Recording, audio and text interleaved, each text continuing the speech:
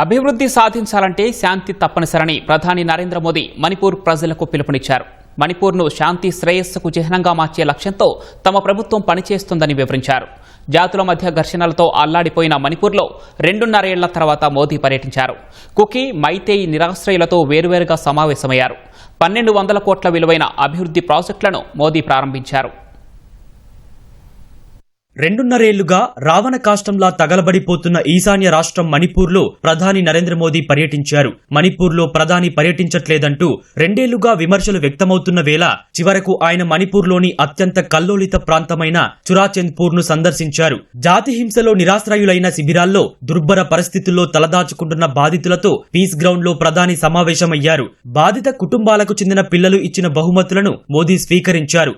బాధితుల కష్టాలను శ్రద్ధగా ఆలకించారు. కేంద్రం తరపున చేయాల్సిన సాయం చేస్తామని ప్రధాని వారికి భరోసా ఇచ్చారు. నిరాశ్రయులకు సాయం అందించేందుకు 500 కోట్ల రూపాయలను మంజూరు చేసినట్లు తెలిపారు. అక్కడి వారిని ఆదుకునేందుకు మరో 3,000 కోట్ల ప్రత్యేక ప్యాకేజీని ఆమోదించినట్లు వివరించారు. రాష్ట్రంలో శాంతి పునరుద్ధరణకు కట్టుబడి ఉన్నామని స్పష్టం చేశారు. చురాచంద్పూర్ పర్యటనలో భాగంగా ప్రధాని మోదీ 7,300 కోట్ల విలువైన ప్రాజెక్టులకు శంకుస్థాపనలు చేశారు. అభివృద్ధి సాధించాలంటే శాంతి తప్పనిసరి అని అక్కడి ప్రజలకు హితవు పలికారు. మణిపూర్ ప్రజలతో కేంద్రం కలిసి ఉంటుందన్న మోదీ అందరూ సహనం పాటించాలని సూచనలు చేశారు. అందమైన ప్రకృతితో ఉండే మణిపూర్ను హింస కమ్మేసిందని విచారం వ్యక్తం చేశారు. మణిపూర్లో కొత్త అధ్యాయం ప్రారంభమవుతుందన్న మోదీ త్వరలో 22,000 కోట్లతో రాష్ట్రాన్ని రైల్వేతో అనుసంధానిస్తామని తెలిపారు. రాష్ట్ర అభివృద్ధి పనుల కోసం భారీగా నిధులు కేటాయిస్తున్నట్లు వివరించారు. మణిపూర్ శాంతి భద్రతల విషయంలో పురోగతి తీసుకొచ్చామని చెప్పారు. किसी भी स्थान पर विकास के लिए शांति की स्थापना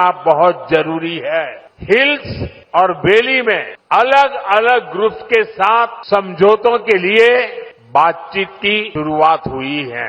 ये भारत सरकार के उन प्रयासों का हिस्सा है जिसमें संवाद, सम्मान और आपसी समझ को महत्व देते हुए शांति की स्थापना के लिए काम किया जा रहा है। मैं सभी संगठनों से अपील करूंगा कि शांति के रास्ते पर आगे बढ़कर अपने सपनों को पूरा करें, अपने बच्चों के भविष्य को सुनिश्चित करें। और मैं आज आपको वादा करता हूं, मैं आपके साथ हूं।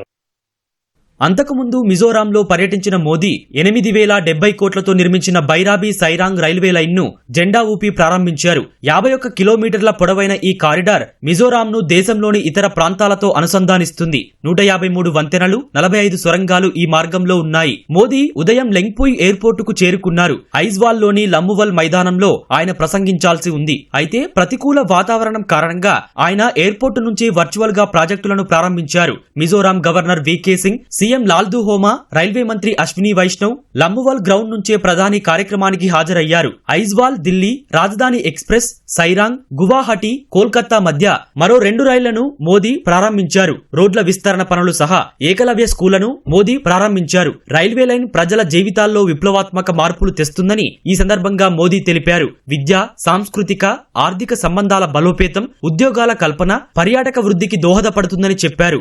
ఓటు బ్యాంక్ రాజకీయాల వల్ల ఈశాన్య రాష్ట్రాలు తీవ్రంగా నష్టపోయినట్లు చెప్పిన ఆయన బీజేపీ వల్ల ఈశాన్య రాష్ట్రాలు దేశ అభివృద్ధి ఇంజన్లుగా మారాయని తెలిపారు. Before 2014, even daily essential like toothpaste, soap and oil were taxed at 27%.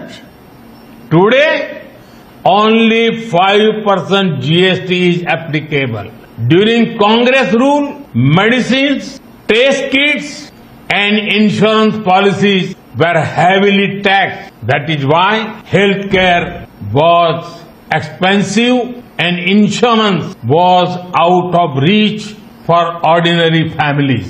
But today, all these have become affordable. The new GST rates will also make medicines for serious disease like cancer more inexpensive.